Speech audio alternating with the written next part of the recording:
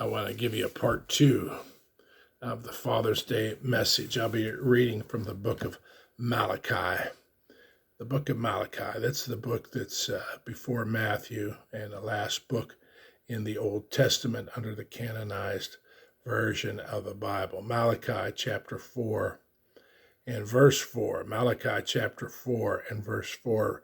Remember the law of Moses, my servant, which I commanded him in Horeb for all Israel, with the statutes and the judgments. Behold, I will send you Elijah the prophet before the coming of the great and dreadful day of the Lord. And he will turn the hearts of their fathers to their children, and the hearts of the children to their fathers, lest I come and strike the earth with a curse. And one of the things that we want to do is turn the hearts of the fathers to the children and the hearts of the children to their fathers. I got another story, true story, in World War II. Moved me greatly was that after World War II and the fighting had ceased, there was a lot of what they call DPs, displaced persons. And there were a lot of children that lost their parents during World War II. And the Jews were looking for their children. And as they had their rabbis out scouting around for Jewish children to round them up to raise them in the Jewish faith, they went to the orphanages and they wondered how they could find these Jewish children. And so they came upon this prayer. And if Jews raised in Jewish homes that teach their children to pray, one of the first prayers that they learn is called the Shema, and it goes like this: Shema Yisrael, Adonai Eloheinu, Adonai Echad. And they cover their eyes and they pray that prayer. And the Jewish children are taught that prayer. This is the first prayer that they are taught. And in part one of the Father's Day message, I taught you that prayer called the Shema, Shema Yisrael, Adonai Eloheinu, Adonai Echad. And of course, they had their eyes covered. And that was taught to the Jewish children. And after World War II, they would go into the orphanages, and they came upon this idea how to find the Jewish children. And so what they did was, at about 9 o'clock at night, when they were ready to shut the lights out, the rabbis came into the orphanages. And just before the lights went out, they did this. They covered their eyes and they shouted, Shema Yisrael, Adonai Eloheinu, Adonai Echad. And all the children that covered their eyes and prayed the prayer with them, they knew that those were Jewish children.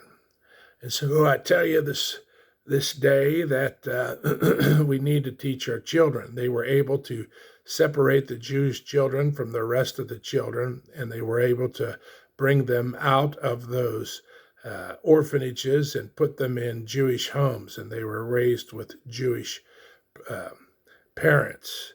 And as I understand it, even my grandmother, or not my grandmother, but my grandmother's mother, was raised by Jews, because they took in more than the Jewish children, but they also took in other children after World War II, and they had compassion upon those children to take them in and were able to raise them up. But what a story how the rabbis, what a brilliant way to separate the Jewish children from normal children. And then after they got their Jewish children, they also took in other children and they raised them up. And it's important, fathers, to teach your children to pray. They got to see you praying, and they've got to learn to pray. One of the things I taught my children was this, as I had a little house down in Ammon, and it wasn't a very nice house. It was one of the low-income houses, if the truth be told. But one of the things that I did, that when my children were small, for my son and for my daughter, I would sit them on my lap and I would pray with them so that they would know that Daddy loved them, because a lot of times we equate how we look at God the way we look at our fathers. And I didn't want my children looking at God in the way that that wasn't right. I wanted them to know that they were rocking on Daddy's lap, and they felt my hands around them and my arms around them, knowing that I loved them. And then they heard their daddy praying. And that was one of the things that I taught my children, so that they would equate prayer with the loving arms of God around them. As they prayed, they would feel the presence of God. And I taught my children that.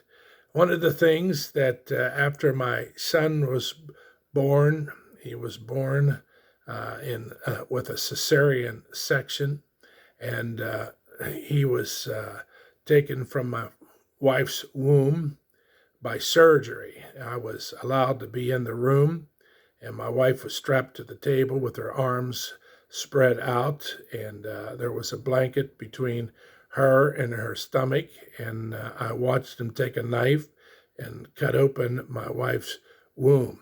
And that's a dreadful sight to see. But, I was there comforting my wife, and I watched as my son was pulled from my wife's womb. And it was done. It was kind of a bloody sight. But that's all right. I was there, and they handed my son to me just a little later. And I remember going back to the room, and as my wife was recovering, I got to hold my son. And I remember they were born in West Virginia, I remember that at WVU that my son, I got to hold him, and I just bawled and wept. And I sang to my son, Jesus loves me, this I know, for the Bible tells me so. And, I was singing to my son the day he was born, and I've been praying with my son ever since. I prayed with my daughter. I'll tell you what, she was a squirrely little thing. She just was busy all the time. And after my daughter was born, she was born naturally, and she would sit on my lap, but she was busy all the time. She wanted to run and play, and it was a hard thing for her to hold and to sit on my lap. She always wanted to play. And I sat there and wondered. I thought to myself, this little girl, she is so busy. I wonder if she'll ever hold me, if she'll ever hug her daddy, because she was just so busy. And I love her dearly. But there were times that I finally got her to sit still on my lap, and I prayed with her so that she would feel the presence of God, and that she would know that God loved her also. And so my son and my daughter were raised with prayer. And I'm telling you that I know men that have been converted. They have watched their dads turn from being troublemakers and drinkers and carousers and guys that just were tough. And they turned to God, and that really influenced their son. I know one man, he's about my age. I was going to call him a young man, but he's about my age. And he turned to God because his dad turned to God.